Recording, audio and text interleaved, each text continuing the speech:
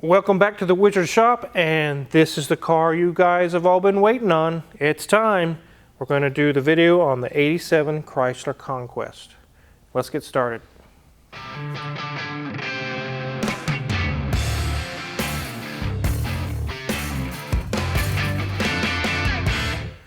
This is a really cool car. It's also exceedingly rare. This is the only time I've seen one of these, other than one other time in my entire 41 years here on Earth. When I was in the military, I almost bought one. It was dark blue, and it had a lot more miles than this one, even back then. And after that, I never have seen another one until this one came in the shop. You just don't see these things on the road. This is another car from Euro-Asian Bob. Somehow he has an knack for finding these cars. I don't even know if I could find one if I wanted one. And if I wanted one, I guess I'd just give him a call. If you're interested in buying this car, which it will be for sale, his link will be in the description below, and you can get in contact with him and talk about it from there. Let's go ahead and take a look around this car, and then we'll pop the hood and take a look on the inside of there. It is an 87, and it is a TSI. Let's go ahead and get started over here.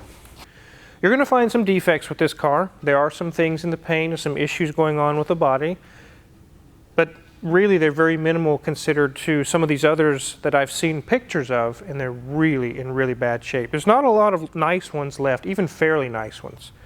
So let's go ahead and take a look. There's some fading here on the headlights. The rest of the paint is in good shape. You can see some clear coat fading there. On the hood, there's some scratches. I don't know if somebody in the past dropped something on there, or I'm not sure what happened there. The tires are pretty decent. It's got some really cool looking wheels on it. They look pretty nice. It kind of looks like a Porsche 944 or 924. It has that look to it. I've actually had a couple customers walk into the shop and say, "Wow, that's a cool 944." And I'm like, "No, buddy, you better look again. There's nothing to do with Porsche. This is a Chrysler Conquest." Oh! So, along this side of the car is really nice. It doesn't have any flaws or issues. No dents or dings. Everything looks nice here. On this spoiler here, you can see a couple of dings, little spirals in the paint, or something has hit it. Conquest TSI, made by Chrysler. Really nice taillights. It's got the cool grates in it. The bumper's in good shape. Right here, there's a pretty large area of paint missing.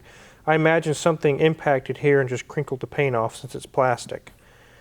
But I'm not going to touch it, it'll make it worse. But there is that. A lot of the black is fading along here on the rear rails there. But again, this side, again, good shape. No scratches, no dents. It's not beat up. As we get over here, we can see some fading on the fender, and also in the middle of the hood there seems to be a little bit of a fade going on. So there are some flaws with this car, but it is in very good shape for its age, and it only has 51,000 miles on it, original documented miles. There may have been some little boo-boos here or there, but it's really pretty nice. There's a lot of these on the road that are not nice at all. This one's pretty nice. And these things could be fixed. They could be taken to a body shop and taken care of and bring it back to its former glory. It wouldn't be too hard, actually. Let's go ahead and pop the hood and look under there.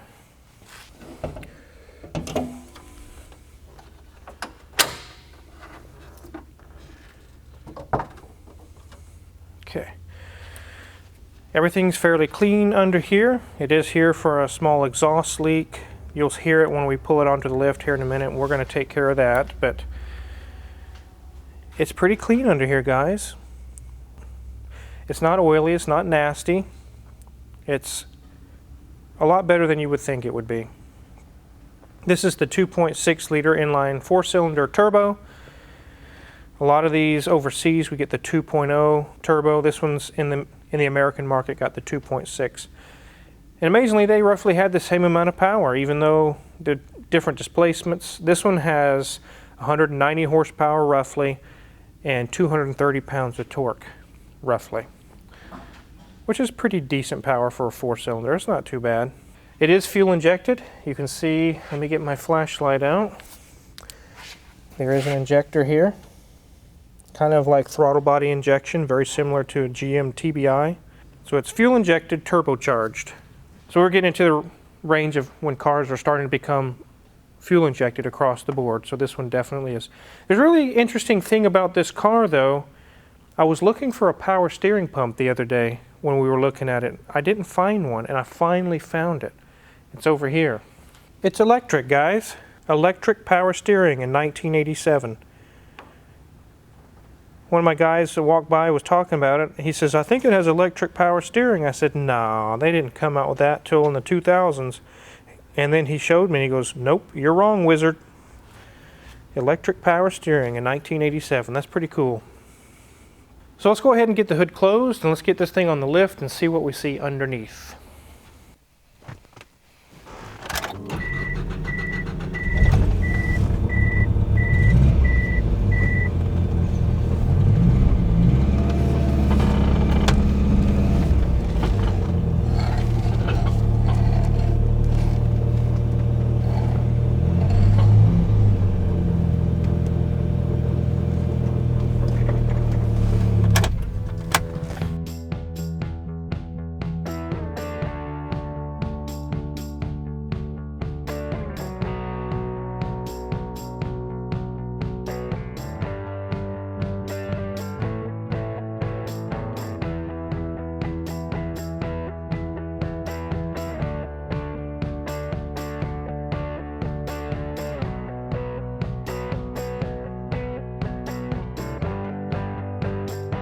There's our pop-up headlights, horn, and various other things there. We'll take a look at the radiator. Although it's got a little surface rust on it from age, it's nice and dry. No leaks. Got twin electric fans there. Let's see what else we got going on. Oil pan's nice and dry. We'll check this wheel over here. The brakes look good. Oh, that's just the steering gearbox moving there. But the wheel's nice and tight. Go ahead and move over here. Brakes are good. Sway bar link. Tires good. Struts look okay. They're not all blown out. Check this strut real quick. It's good. There's some tiny seepage out here on the oil pan, but that's nothing worth tearing it apart for. And that's what's coming down right here. There's a little bit of seepage, but it's not really dripping. I don't think it'd be very easy to take the oil pan off of that, so probably leave that be. Transmission's nice and dry. Everything looks good there. Let's check this U-joint. It's good. Go on back to here. U-joint's good. Looks like it's got new exhaust from here back, but our exhaust noise is up front. Let's follow that up and see what we can see.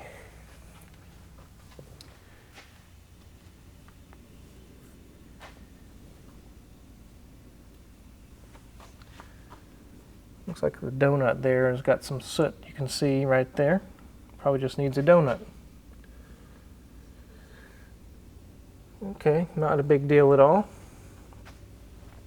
Move on back a little bit. Differential has a little bit of seepage there. Other than that, it's not too bad. It's kind of a weird setup. It's solid mounted with independent rear suspension. CV boots are good and dry. Wheels are tight. Brake pads are good. We'll check the brake pads here. They look good. Sway bar link is tight. Boots are good. And back here we have gas tank.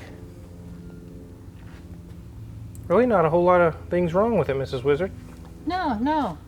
And one thing that's amazing, it's missing. What's that? Rust. This thing isn't rusted out at all. No, it doesn't have any rust holes in the floor or anything. It's pretty nice. I know in so many places in the country, it is just, you can't find them. It's just, they go back to dust. Yeah, that's like I was mentioning a minute ago. There are some flaws with this car, but overall it's really in pretty good shape. These cars, most of them are trashed by now. This one's not trashed, so it's in pretty decent shape. And the tires look fairly new on them. They look good. Well, we'll go ahead and lower it down.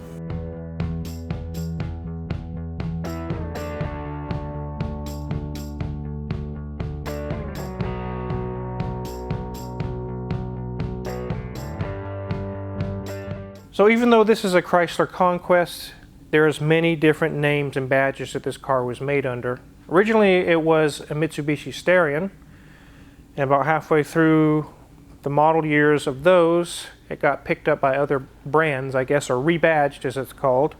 There's Dodge, Plymouth, Chrysler, Conquest. It was also called a Colt Starion in other countries.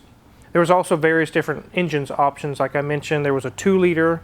This is the 2.6 turbo. There was also non-turbo versions and different body styles. There was a narrow body, which was the earlier models, and a wide body, which had wider flares. This happens to be a wide body.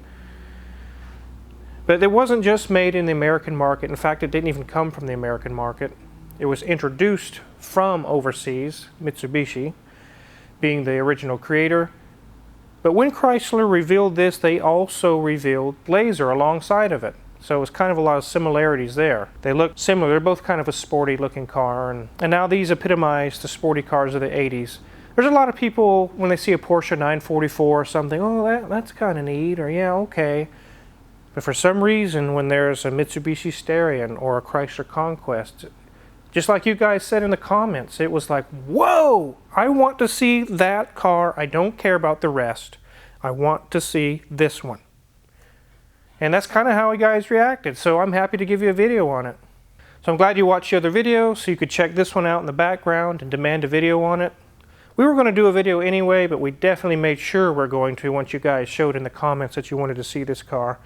In the past, I've had other vehicles in the background, 928s and 924s and 944s, and people kind of interested, but this one really takes the cake on drawing people's interest.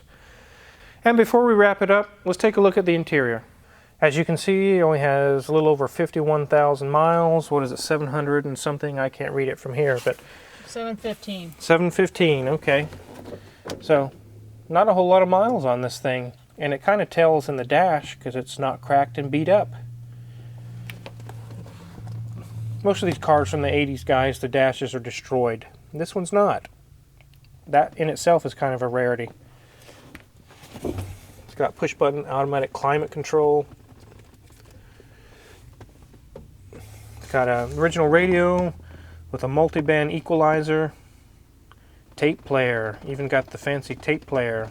And it's bad to Mitsubishi. Yeah, this car's from Mitsubishi, basically. Take a look in the glove box. Some random something or other, and the manual. The seats are in decent shape. They could be reconditioned or whatnot, but they're not cracked.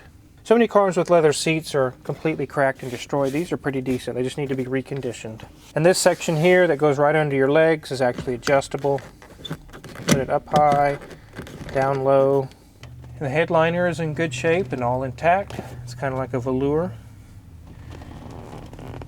And the back seats are in good shape just as well as the front. So all in all, this car is really pretty nice. If I were in the market for one of these, I'd probably be contacting Your Agent Bob and probably buying this one, because you'll probably go through 5 really trashed out ones to find one that's in this good a shape. So pretty nice on the interior, guys. That's a cool steering wheel too. It's really neat. It's got buttons in a row and definitely epitomizes the 80s. It kind of has an Atari feel to it. Yeah, it looks like an Atari symbol. So I'm glad you guys could follow along and check out the Chrysler Conquest today. You guys wanted the video and you definitely got it. There's a lot of cars, keep in mind, that come and go through the shop that you don't even see on film, because they're here and gone before Mrs. Wizard comes back the next time to film, so you didn't see that car in the shop. A lot of you think, well, that same cars have been in the shop all this time, but they're not. For as many cars as you see in the shop right now, there's that many again that come and go that you don't see on camera. Some of them are just mundane day-to-day oil changes, and the customer's not going to wait 2 days for Mrs. Wizard to show up to film so we can do their oil change. So the car's here and it's gone. So that's just kind of the way it works. And Mrs. Wizard is a teacher. She's busy teaching and doing her job. We're not going to pull her away from a job to film an oil change. There's a lot of cars that move through this shop. There's a lot of them that sit for a while because they've got a laundry list of things to fix. And you'll see some cars come back sometimes because a customer lists 3 or 4 items to get fixed, and we take care of those items. And then a week later, I get a call back. I say, hey, Car Wizard, I forgot to tell you there was 2 other things I wanted fixed. Can I bring the car back? Well, sure. And another week or 2 later, they bring the car back. So that's just kind of the way it works. Or maybe you buy hoopties like one of your major customers, and they have the tendency to be a hoopty and break. Yeah, they have the tendencies to break all the time. But that's not necessarily a problem with the shop. That's a problem with the cars being hoopties. You could put 10 grand into a hoopty and it's still something else is going to break. They always do. So if you're curious what kind of tools we use in the shop, check my Amazon affiliates link in the description below. We got lots of cool tools for sale. We get a small cut, and thank you guys for that. And if you haven't hit the subscribe button already, I really recommend you do that because we got lots of cool videos to come, just like this one came. There's many more to come. Thanks for watching.